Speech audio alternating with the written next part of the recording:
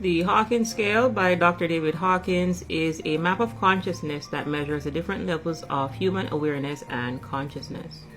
It provides a framework for us to understand and categorize the levels of our thoughts, emotions, and behavior. At the lower levels of the scale, we have emotions such as shame, guilt, fear, anger, pride, and so on.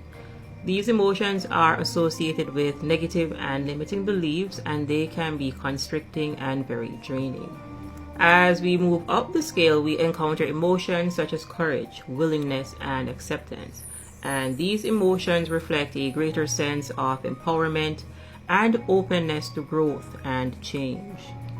At the higher levels of the scale, we find emotions like love, joy, peace, and enlightenment.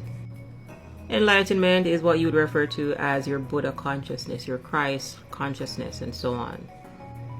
These emotions are associated with expanded awareness and a deep sense of connection and a state of inner harmony and contentment.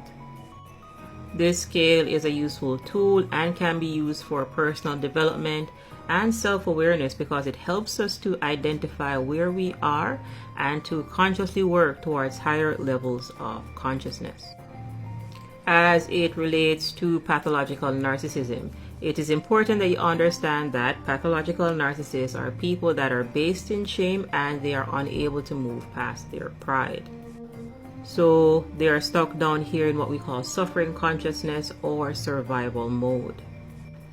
This means that any relationship that you get into with a pathological narcissist will be a very toxic one because they only have access to negative emotions. This is why you cannot love a narcissist, they cannot receive it. And also a narcissist is unable to love you because they are not able to reach that level of consciousness.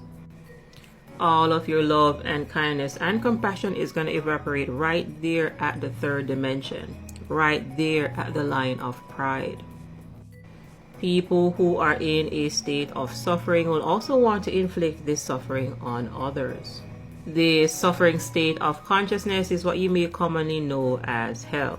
So people in hell will also want to drag you to hell because misery loves company. What you are witnessing is a really severe case of arrested development, and we are talking about arrested development on the spiritual, emotional, and psychological plane. Pathological narcissists exist in victim abuser consciousness. So any relationship that you get into with them will be a victim abuser type 1.